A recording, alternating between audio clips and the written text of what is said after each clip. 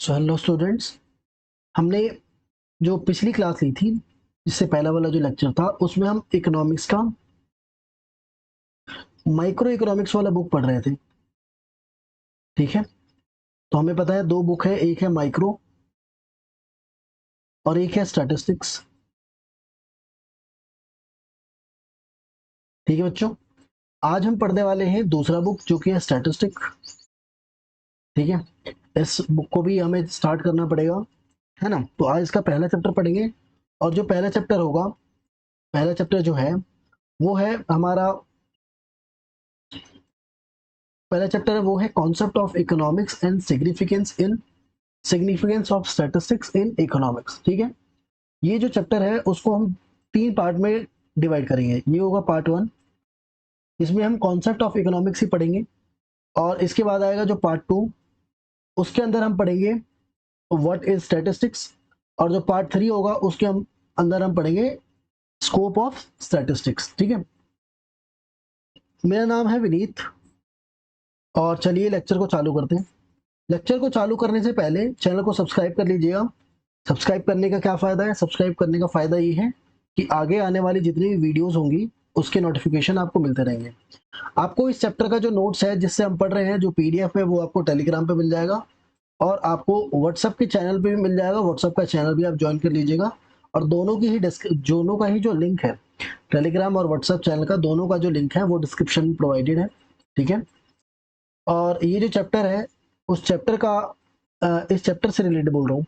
ये जो क्लास 11 की इकोनॉमिक्स है, इसका प्लेलिस्ट भी आपको डिस्क्रिप्शन में मिल जाएगा, आप जाके चेकआउट कर सकते हैं। ठीक है, सबसे पहले पढ़ते हैं कॉन्सेप्ट ऑफ इकोनॉमिक्स, जो हमारा पार्ट वन का हिस्सा है। ठीक है, देखिए, जैसे कि हमें पता है हम क्लास 11th में पढ़ते हैं। ठीक है, हम क्लास 11th के हैं, हम नहीं मतलब आप क्लास 11th के हैं। ठीक है, अब हम सभी, अब आप तो इकोनॉमिक्स पढ़ते हैं, जो इकोनॉमिक्स नहीं पढ़ते उनका क्या? तो जो इकोनॉमिक्स नहीं पढ़ते उनको ये चीजें नहीं पता होंगी जो मैं बताने जा रहा हूँ। ठीक है, देखो, जैसे आप क्लास 11th के हैं, तो आप जितने भी कॉन्सेप्ट ऑफ इकोनॉमिक्स है ना, उसको हम अपने डेली लाइफ में यूज करते हैं। ठीक है, हम जितने भी इकोनॉमिक्स के कॉन्सेप्ट हैं, इकोनॉमिक्स के एक मिनट इकोनॉमिक्स के जितने भी कॉन्सेप्ट हैं जो आज हम पढ़ने वाले हैं, वो सब हम अपने डेली लाइफ में यूज करते हैं, या फिर मैं बोलूँ तो ऑर्डिनरी लाइफ में अब यूज करते हैं। ठीक है, ऑर्डिनरी लाइफ में हम इन सबको यूज करते हैं जो हम पढ़ने वाले हैं।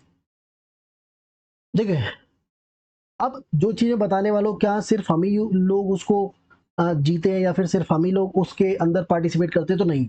देखिए, एक छोटे से लेकर एक बड़ा बच्चा तक, एक चाइल्ड से लेकर एक एडल्ट तक, सभी इस चीज के अंदर पार्टिसिपेट करते हैं। ठीक है, सभी इस चीज के अंदर पार्टिसिपेट करते हैं। चलिए, तो हम सब चीजों को कंज्यूम करते हैं। देखिए, चाहे वो बच्चा हो या फिर एक एडल्ट आदमी हो, हम सब चीजें को कंज्यूम करते हैं। ठीक है, हम सब चीजों को कंज्यूम करते हैं, इसलिए हम क्या हो गए? कंज्यूमर।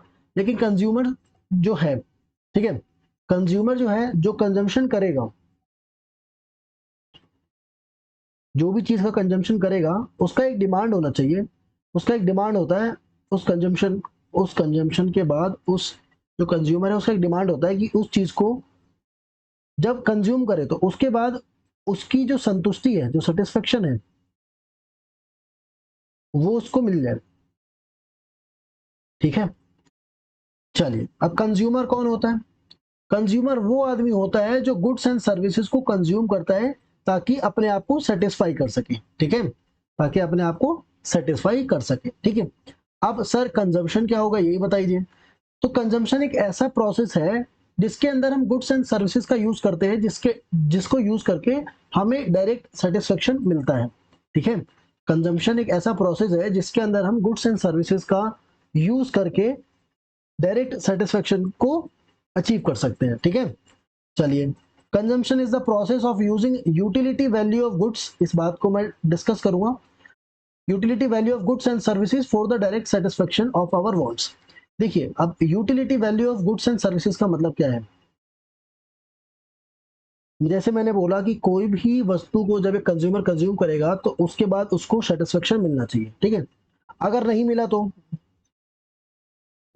तो वो जो गुड्स एंड सर्विसेज है वो गुड्स एंड सर्विसेज है ही नहीं, ठीक है।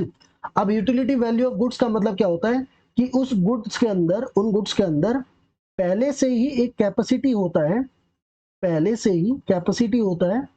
अब ये कैपेसिटी किस चीज का होता है? वो कैपेसिटी होता है कि वो ह्यूमन वांट्स को सेटिस्फाई कर सके,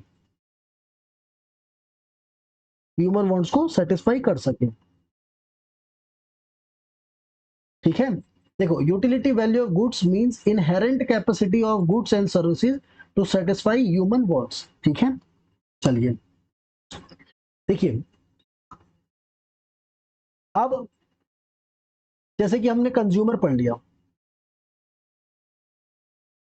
कंज्यूमर गुड्स एंड सर्विसेज को कंज्यूम करता है। अब उन गुड्स और सर्विसेज को बनाने वाला भी कोई होगा जो कि है प्रोड्यूसर,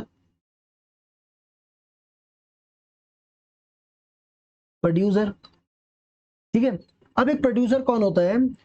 प्रोड्यूसर वो आदमी होता है जो गुड्स एंड सर्विसेज को सेल करता है या फिर प्रोड्यूस करता है, ठीक है। गुड्स एंड सर्विसेज को प्रोड्यूस करके सेल करता है, ठीक है। जैसे मैं यहां पर क्या आपको डिलीवर करने की कोशिश कर रहा हूं? मेरी सर्विस।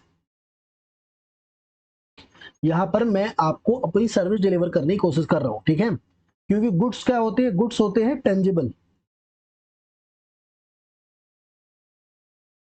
गुड्स कैसे होते हैं? टेंजिबल। लेकिन जो सर्विसेज होती है वो कैसी होती है? इंटेंजिबल, ठीक है। देखिए, प्रोड्यूसर कौन होता है? अब producer is one who produces and और sells goods and services for the generation of income, ठीक है। प्रोड्यूसर कौन होता है? प्रोड्यूसर वो होता है जो चीजों को बनाता है या फिर उसको बेचता है। किसको? गुड्स एंड सर्विसेज को या तो बनाता है या तो बेचता है ताकि उसका इनकम जनरेट हो सके, ठीक है। ठीक है। अब प्रोड्यूसर जो है, प्रोड्यूसर एक चीज कर रहा है, इसको बोल रहे हैं प्रोसेस, या फिर हम बोल सकते हैं प्रोडक्शन कर रहा है। अब ये प्रोडक्शन है क्या? है ना। देखिए, प्रोडक्शन वो होता है जब हम रॉ मटेरियल्स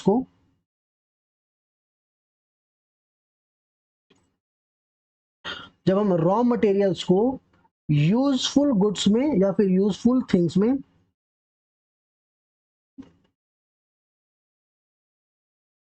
कन्वर्ट कर सके, ठीक है। वो होता है क्या?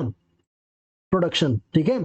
अब ये गुड है, ये गुड यूजफुल है या नहीं, ये कैसे पता चलेगा? ये हम पता कैसे कर सकते हैं कि अगर उन गुड्स में यूटिलिटी वैल्यू हो, इन गुड्स के अंदर यूटिलिटी वैल्यू हो, तो क्या कर सकते हैं? वो गुड्स जो अपने कंज्यूमर को सेटिस्फाई कर सकते हैं, ठीक है।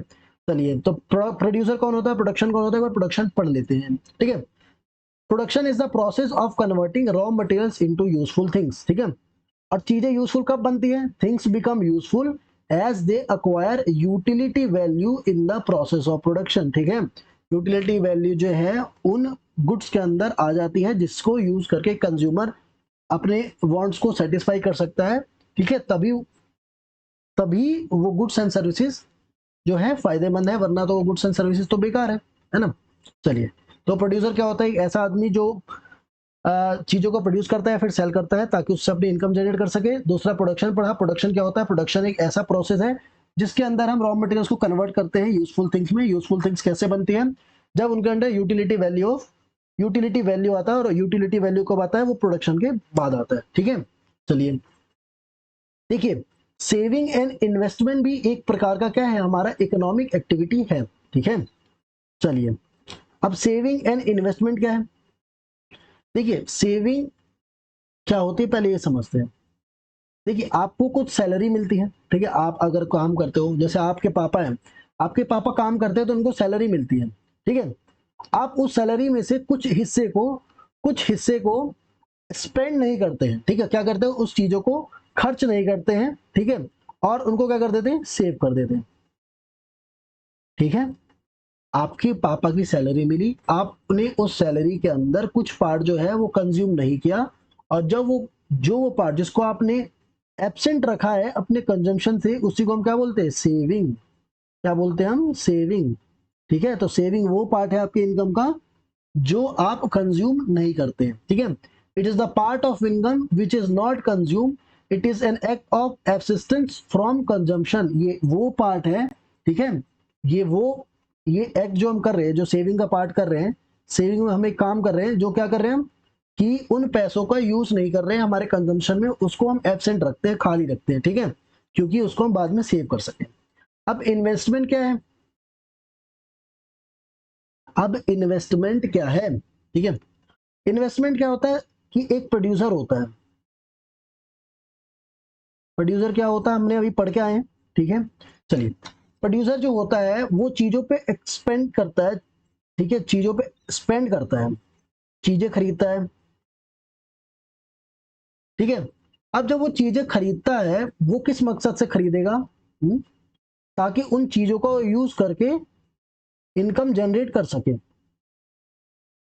ठीक है, यही होता है क्या, इन्वेस्टमेंट। चलिए, it is an expenditure by the producers on the purchase of such assets which help to generate income. ठीक है, जैसे मैंने बोला, प्रोड्यूसर चीजों को, पैसों खर्च करता है, और जिन चीजों पे खर्च करेगा उससे क्या उम्मीद रखेगा कि उससे हमें इनकम जनरेट हो जाए।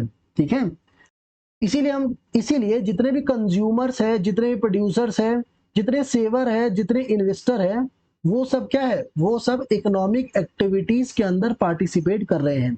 अब एक इकोनॉमिक एक्टिविटी क्या होती है, पहले वो देखते हैं।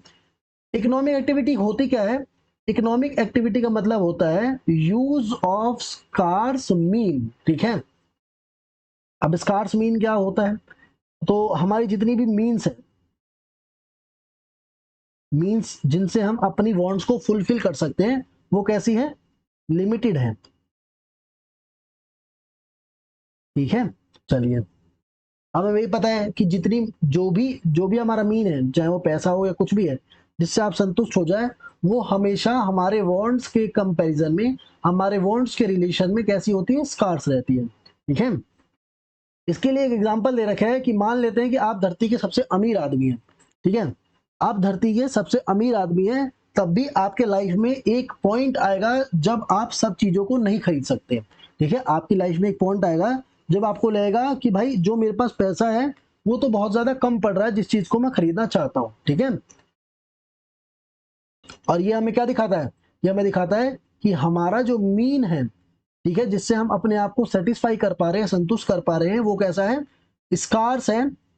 कैसा है, स्कार्स है। किसके रिलेशन में, हमारे वांट्स के रिलेशन में बहुत ज्यादा स्कार्स है हमारे जो मीन्स है। ठीक है, अब एक इकोनॉमिक एक्टिविटी होती क्या है, इकोनॉमिक एक्टिविटी वो होती है जिसके अंदर हम स्कार्स मीन को यूज करते हैं। ठीक है, और जितने भी हमारे मीन है, जितने भी हमारे मीन है, वो हमेशा हमारे वांट्स के कंपैरिजन में कम ही रहते हैं। ठीक है, इसके लिए एग्जांपल दे रखा है, एग्जांपल क्या था जो मैंने बता दिया। ठीक है, चलिए, अब एल्फ्रेड मार्शल एक बात कहते हैं। आप एल्फ्रेड मार्शल है कौन, तो ये मॉडर्न इकोनॉमिक्स के वन ऑफ द प्रोपाउंडर्स हैं। ठीक है, मतलब मान सकते हैं कि ये एक खोज करता है एल्फ्रेड मार्शल मॉडर्न इकोनॉमिक्स के। वो कैसे इकोनॉमिक्स को डिफाइन करते हैं, वो बोलते हैं कि जब study of Mankind in the ordinary business of life. Ordinary business of life का मतलब क्या है, जो चार चीजें मैंने पढ़ाया था, कंजम्पशन, प्रोडक्शन, सेविंग और इन्वेस्टमेंट। ठीक है, कंजम्पशन में मैं कंज्यूमर भी जोड़ रहा हूँ, प्रोडक्शन में प्रोड्यूसर भी जोड़ रहा हूँ। ठीक है, तो ये जो इकोनॉमिक्स है वो क्या है, ह्यूमन बिहेवियर की वो स्टडी है। इसके अंदर कंजम्पशन, प्रोडक्शन और सेविंग, इन्वेस्टमेंट के बारे में हम पढ़ते हैं। ठीक है, उसको कहते हैं हम इकोनॉमिक्स। चलिए, scarcity is the under current of economic problem. ठीक है, स्कार्सिटी इज, चलिए, scarcity is the under current of economic problem and therefore of economics. देखिए, स्कार्सिटी जो है, जो चीजें मैं बोल रहा हूँ, जो चीजें लिमिटेड है, वो मेन चीज है, वही मेन पॉइंट है इकोनॉमिक्स का। ऐसा क्यों है, क्योंकि अगर चीजों की आपके पास कमी नहीं होगा तो इकोनॉमिक्स का फायदा ही क्या है ना। अगर चीजों की आपके पास कमी नहीं होगी तो इकोनॉमिक्स तो सब्जेक्ट ही नहीं रह जाएगा। है ना। इकोनॉमिक जो सब्जेक्ट है वो सब्जेक्ट ही है क्या, मैनेजमेंट ऑफ हाउस होल्ड। आपके पास जितनी भी चीजें हैं उसको मैनेज करने में जो चीज हेल्प करती है वो इकोनॉमिक्स है ना। चलिए, resources are always scarce in relation to our wants. जो रिसोर्सेज हैं जिनसे हम अपनी इच्छाओं की पूर्ति कर सकते हैं वो हमेशा कम होते हैं हमारे इच्छाओं के कंपैरिजन में, ठीक है। चलिए, रिसोर्सेज हैव अल्टरनेटिव यूज। देखिए, हर रिसोर्स का एक अल्टरनेटिव यूज होता है। देखिए, जैसे कि मान लेते हैं कि आपके पास दूध है, ठीक है। तो इस दूध का बहुत सारे यूज हो सकता है। इस दूध से आप पनीर बना सकते हैं, आइसक्रीम बना सकते हैं, आप कर्ड बना सकते हैं, आप बहुत सारी चीजें बना सकते हैं, रसगुल्ला बना सकते हैं, है ना। तो आप क्या देख रहे हैं कि आपके पास जो मीन है, आपके पास जो रिसोर्स है, उसके तो बहुत सारे यूज हैं, है ना। यहाँ पर इन्होंने यूज कर रखा है, एग्जाम्पल रखा कि एक 10 रुपए का नोट है आपकी जेब में, आप उसको बहुत सारी चीजों पे यूज कर सकते हो, जैसे कि आप कॉफी खरीद सकते हो या फिर कोल्ड ड्रिंक खरीद सकते हो, हाँ है ना। वैसे एक और एग्जांपल दिया है कि आप एक वर्कर हो, तो आप अपनी सर्विस कहाँ देना चाहोगे, फैक्ट्री ए में, फैक्ट्री बी में या फैक्ट्री सी में, ठीक है। ये आप पे डिपेंड करता है, क्यों, क्योंकि रिसोर्सेज जो होते हैं वो स्कार्स होते हैं और उन रिसोर्सेज के हमारे पास अल्टरनेटिव यूज होते हैं, ठीक है। चलो, we cannot escape from the problem of allocation of limited means to alternative use, है ना। देखो, ये चीजें जो मैं पढ़ा रहा हूँ, ये मैंने माइक्रो इकोनॉमिक्स से जब पहला चैप्टर पढ़ाया था, माइक्रो का पहला चैप्टर पढ़ाया था, उसमें मैं ऑलरेडी डिटेल में कवर कर चुका हूँ, ठीक है। और उसका लिंक मैंने डिस्क्रिप्शन में दे दिया है, या फिर आपको आई बटन पे मिल रहा होगा, वहां से जाके इसको अच्छे से पढ़ लीजिएगा पूरे चैप्टर को। 1 घंटा का लेक्चर है, बहुत अच्छे से समझाया है मैंने वहां पे, ठीक है। देखो, हम इस चीज से अब आते हैं जहां पे थे हम, तो हम इस चीज से इन चीज को इग्नोर नहीं कर सकते या फिर डिनाई नहीं कर सकते कि जितने भी हमारे रिसोर्सेज है, ठीक है, जितने भी हमारे रिसोर्सेज है या फिर जितने मीन्स है जिससे हम अपनी इच्छाओं की पूर्ति कर सकते हैं, ठीक है, उसके अलग अलग यूज है ना। और यही अलग अलग यूज है, इसी को हम क्या बोलते हैं, प्रॉब्लम ऑफ चॉइस, या फिर इकोनॉमिक प्रॉब्लम बोलते थे। इसी को हम इकोनॉमिक प्रॉब्लम बोल रहे थे जब हम माइक्रो पढ़ रहे थे, है ना।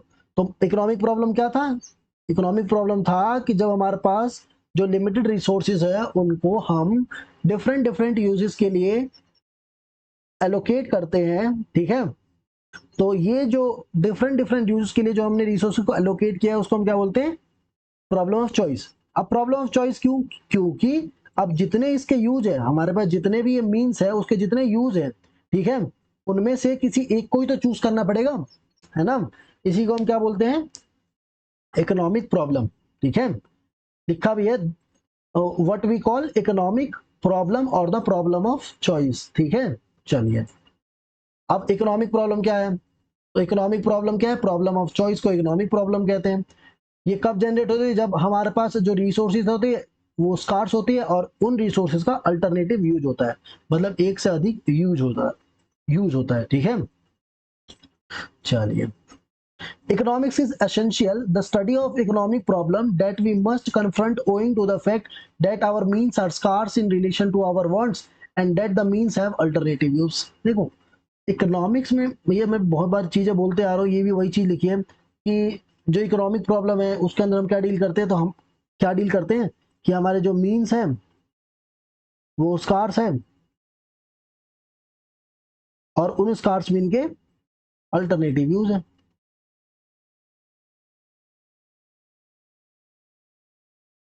है ना जी। चलिए, और अगर कोई स्कार्सिटी ही नहीं होगी, चलिए मान लेते हैं अगर दुनिया में किसी चीज की कमी नहीं है, अगर दुनिया में किसी चीज की कमी नहीं है तो क्या कोई इकोनॉमिक प्रॉब्लम होगी, आप बताओ। दुनिया में अगर किसी चीज की कमी नहीं है, मीन्स की कमी नहीं है, तो कोई इकोनॉमिक प्रॉब्लम नहीं होगी, और इकोनॉमिक प्रॉब्लम नहीं होगी तो क्या होगा, इकोनॉमिक्स भी नहीं होगा, ठीक है। चलिए, इस बात को लेकर रॉबिन्स क्या कहते हैं, Robbins define economics as a science that studies human behaviour as a relationship between ends and scarce mean that have alternative use. अब यहाँ पे एंड क्या है, एंड मतलब हमारी वांट्स, ठीक है। तो रॉबिन कहते हैं कि इकोनॉमिक्स वो सब्जेक्ट है, ठीक है, जो कि ह्यूमन बिहेवियर को स्टडी करता है। अब वो स्टडी कैसे करता है, कि वो रिलेशन बताता है हमारे वांट्स के बीच में, हमारे मीन्स के बीच में, मीन्स जिससे हम अपने वांट्स को सेटिस्फाई कर सकते हैं, और वो मीन्स कैसे हैं, उनके बहुत सारे यूज भी है, ठीक है, और उस मीन का क्या है, बहुत सारे यूज है, समझ गए, ये नहीं कि भाई सिर्फ एक ही यूज हो सकता है। चलिए अब इस चीज को मैं थोड़ा अच्छे से, अगर मैं आप बोलो तो मैं इस चीज को आपको समझाता हूं। देखो आपका किस चीज का एग्जांपल हो, फिर से मिल्क वाला लेते हैं, वो मिल्क वाला मेरे दिमाग में रहता है। चलिए ये है मिल्क, ठीक है, आप इससे क्या चाहते हैं, रसगुल्ला बनाना, रोसोगुल्ला, रोसोगुल्ला, ठीक है, आप इससे रसगुल्ला बनाना चाहते हो, बट क्या आप इस फैक्ट से मना कर दोगे क्या कि इस मिल्क से आप पनीर बना सकते थे, या फिर आइसक्रीम बना सकते थे, या फिर आप इस मिल्क से और क्या बना सकते थे, आइसक्रीम, पनीर और कॉफी बना सकते थे, इससे चाय बना सकते थे। क्या आप इन चीजों को मना थोड़ी कर सकते हो, नहीं कर सकते ना, भले ही आपकी वांट्स कुछ भी हो, लेकिन ये जो रिसोर्स है मिल्क, इसको तो अलग अलग यूज है ना सर, ठीक है, यही बताना चाहते हैं रॉबिन जी। अब इसी के बारे में हम पढ़ते हैं इकोनॉमिक्स के अंदर।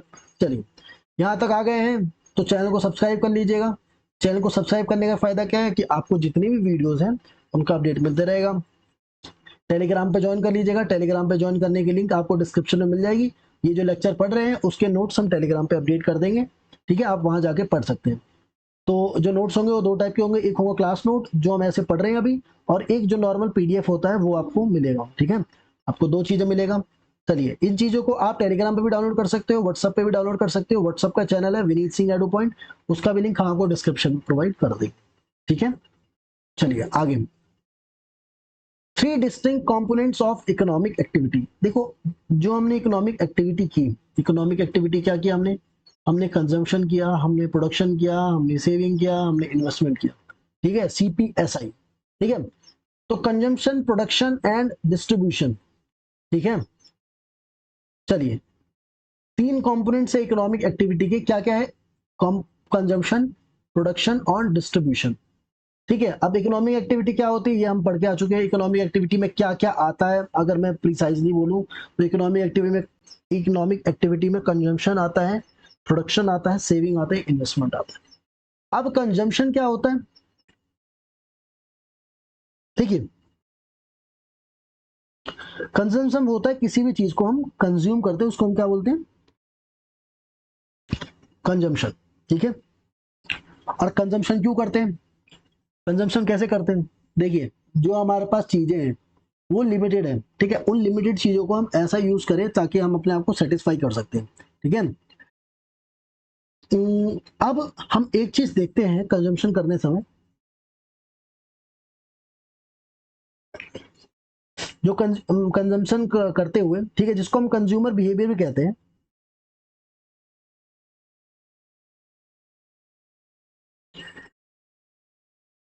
वो क्या देखते हैं कि जब भी किसी भी गुड्स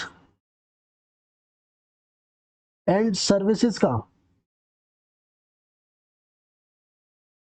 ठीक है, सर्विसेज का, सॉरी एक मिनट, सर्विसेज का डिमांड घट जाता है, ठीक है, सॉरी सप्लाई घट जाता है तो उनका डिमांड बढ़ जाता है, उनका डिमांड बढ़ जाता है, ठीक है। और अगर सप्लाई ज्यादा हो जाता है तो डिमांड घट जाता है। अब यहां पर मैं कहना क्या चाहता हूं, देखिए जब भी गुड्स एंड सर्विसेज का डिमांड कम होता है, सॉरी जब भी गुड्स एंड सर्विसेज का सप्लाई कम होता है तो उसकी जो प्राइस है वो कैसे हो जाती है, वो प्राइस इंक्रीज हो जाती है, ठीक है।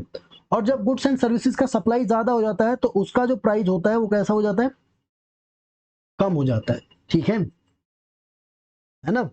इसी को हम क्या बोलते हैं, कंजम्पशन थ्योरी या फिर कंज्यूमर बिहेवियर। चलिए here as here we as a student of economics study behavior of human beings as consumers or buyers or different goods and services for the satisfaction of their want, ठीक है।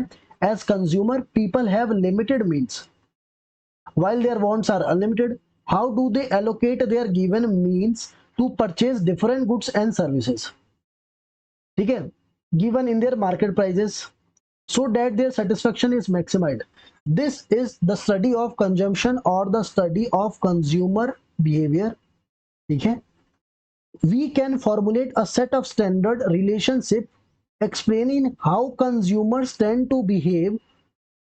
We call it consumption theory. देखिए इसमें हमने पढ़ा क्या है, हमने अभी तक पढ़ा कि एक कंज्यूमर होता है, उसके पास जो मीन्स होते हैं जिससे वो अपने वांट्स को सेटिस्फाई कर सकती है, वो लिमिटेड होते हैं, लेकिन उसके जो वांट्स होते हैं वो कैसे होते हैं, अनलिमिटेड होते हैं।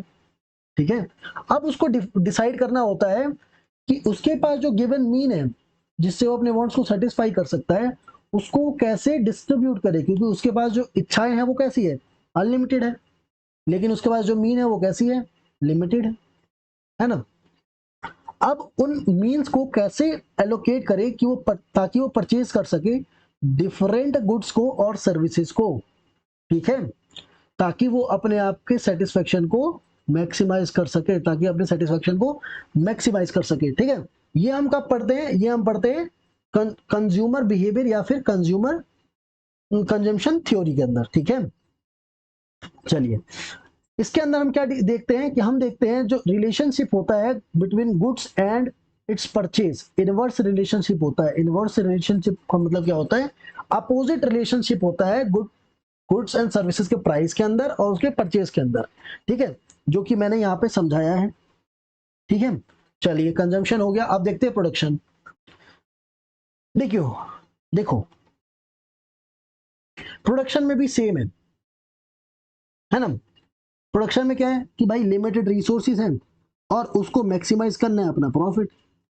ठीक है, चलिए producers also have limited means while they have a wide range of goods and services to choose from their firms and factories. Given prices of different inputs, how do they choose such combinations which are least expensive so they are able to maximize their minimize their cost of production? Also, given prices of different goods, how do they choose to produce those the production of which offer the maximum revenue so that their profit is maximized?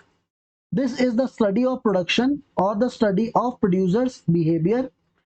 When we formulate a set of standard relationship explaining the behavior of producer or their production, we call it production theory. देखिए मैं कहना क्या चाहता हूँ, मैं कहना चाहता था कि यहाँ पर जो हमारे लिमिटेड रिसोर्सेज हैं, अब उन्हें लिमिटेड रिसोर्सेज में ये जो प्रोड्यूसर है, ये जो प्रोड्यूसर है वो क्या चाहेगा, वो चाहेगा कि जो भी चीज वो बनाए उसमें उसका जो एक्सपेंस है वो कम रहे और जो उससे प्रॉफिट आए वो कैसी रहे, ज्यादा रहे। ठीक है, इस चीज को हम प्रोडक्शन थ्योरी भी कहते हैं।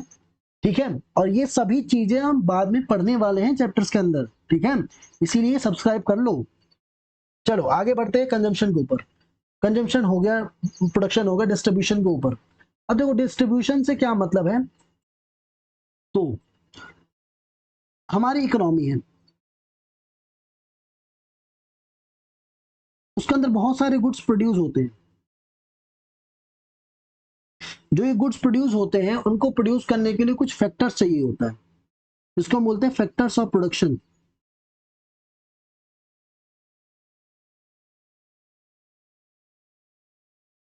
अब वो कौन कौन है, तो वो चार हैं। सबसे पहले आता है लैंड, फिर आता है कैपिटल, फिर आता है हमारे पास लैंड कैपिटल। ठीक है, लैंड आ गया, कैपिटल आ गया, और हमारे पास क्या आ गया, एंटरप्रेन्योर। ठीक है, लैंड आ गया, कैपिटल आ गया और लेबर आ गया, लेबर लिखा ही नहीं, सॉरी, लैंड आ गया, कैपिटल आ गया, एंटरप्रेन्योर आ गया और लेबर आ गया। ठीक है, ये हमारे फैक्टर ऑफ प्रोडक्शन होता है। अब हमने कोई भी चीज को प्रोड्यूस करके उसको बेचा, तो उसके लिए इनको भी पैसे जाते हैं, इनको भी श्रेय जाता है, इनको भी पैसे देने पड़ते हैं। ठीक है, जैसे लैंड है, तो लैंड के लिए हम क्या देंगे, रेंट के लिए हम रेंट पे करेंगे। लैंड जो हमने लीज पे लिया है उसके लिए हम क्या करेंगे, रेंट पे करेंगे। ठीक है, दूसरा कैपिटल, कैपिटल में हम कैपिटल जो हमने यूज किया है, कैपिटल जो हमने यूज किया है उसके लिए हम क्या करेंगे, कैपिटल को यूज करने बदले हम इंटरेस्ट देंगे। क्या देंगे, इंटरेस्ट। जो भी उसका ओनर है उसको हम इंटरेस्ट पे करेंगे। इंटरप्रेन्योर क्या ले जाएगा, इंटरप्रेन्योर ले जाएगा उसमें से प्रॉफिट, और जो लेबर हो जाएंगे वो क्या ले जाएंगे, वेजेस। बट समझा रहा हूँ अच्छे से। देखिए, जब मैंने बोला कि हमारी इकोनॉमी में बहुत सारी चीजें प्रोड्यूस होती हैं, उन चीजों को प्रोड्यूस करने के लिए, एक मिनट, उन चीजों को प्रोड्यूस करने के लिए हमारे पास बहुत सारे फैक्टर ऑफ प्रोडक्शन है। फैक्टर ऑफ प्रोडक्शन कौन कौन से? तो labour, sorry, land, capital, entrepreneur और लेबर, ठीक है। अब इनको भी पे करना पड़ता है। अब इनके बीच में भी डिस्ट्रीब्यूशन होता है ना पैसे का। जब प्रोड्यूस होकर जो पैसा आता है हमारे पास, जो पैसा हमारे पास आया चीजों को प्रोड्यूस करके या फिर बेच के, उनको हमें डिस्ट्रीब्यूट करना पड़ेगा इनके पास। तो जो लैंड है, लैंड के लिए जिसको, लैंड के लिए जो पैसा हम पे करेंगे उसको हम रेंट बोलते हैं, ठीक है। कैपिटल के लिए जो पैसे पे करते हैं उसको हम कैपिटल बोलते हैं, सॉरी इंटरेस्ट बोलते हैं।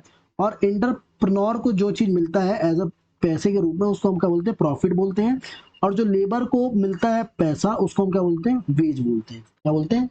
वेजेस बोलते हैं, ठीक है। देखिए, as a student of economics we are also interested in knowing how income is distributed among these those who worked as a agent of production। Agent of production के लिए जिसने भी, एजेंट ऑफ प्रोडक्शन की तरह जिसने भी काम किया, उसके बीच में जो, उसके बीच में जो ये पैसे हैं वो कैसे डिस्ट्रीब्यूट होते हैं।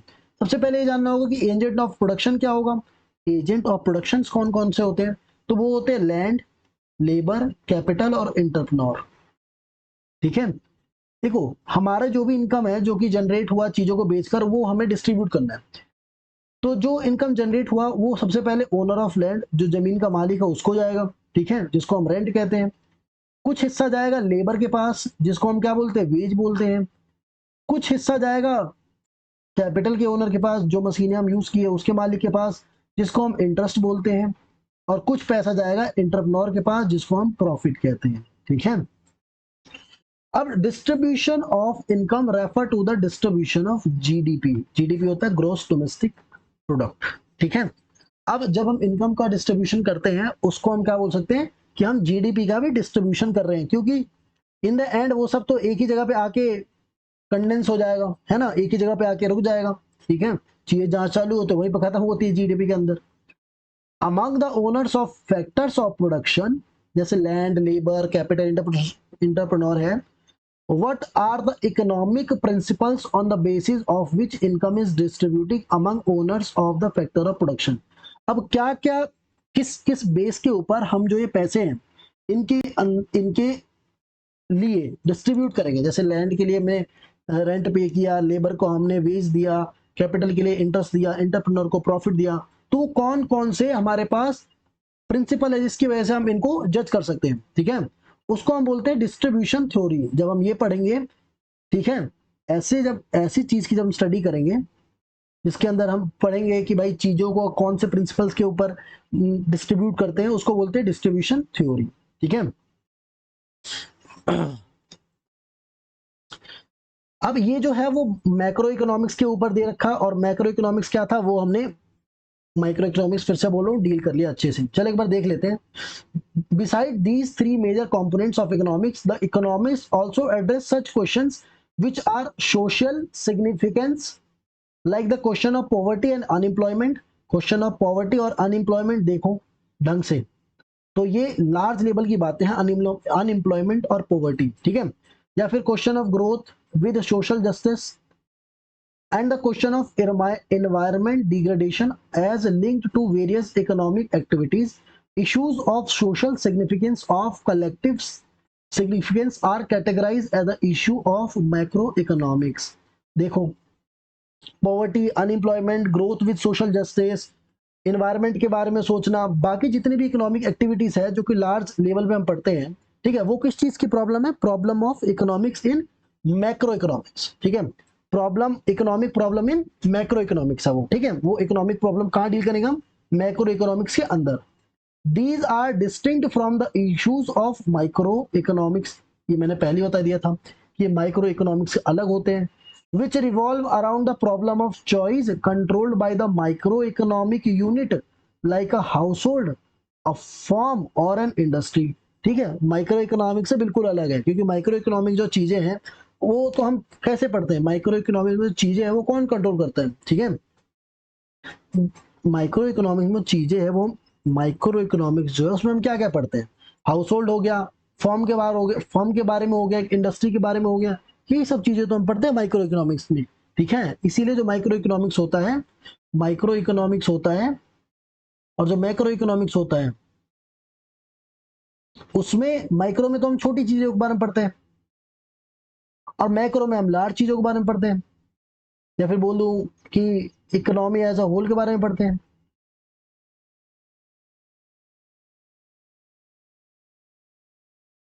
है ना, इकोनॉमी एज अ होल के बारे में पढ़ते हैं हम मैक्रो इकोनॉमिक्स में। समझ गए? चलिए आगे देखते हैं।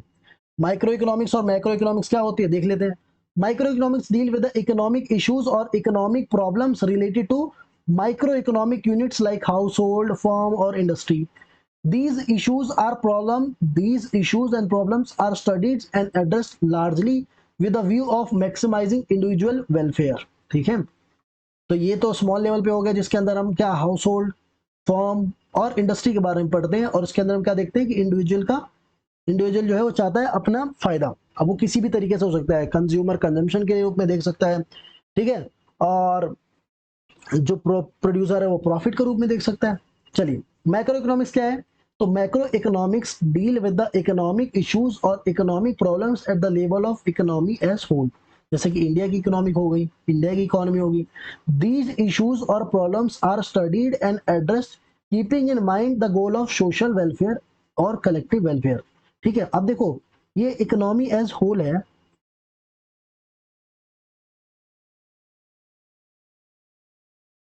तो एक इकोनॉमी क्या चाहेगी, हाँ, अपने लोगों के लिए, कि उनके अंदर उस इकोनॉमी के अंदर लोगों के लिए बहुत ज्यादा सोशल वेलफेयर हो, यही तो चाहेगी। ठीक है, और जो माइक्रो इकोनॉमिक्स है वो क्या चाहेगा? जो माइक्रो इकोनॉमिक्स है वो क्या चाहेगा? वो चाहेगा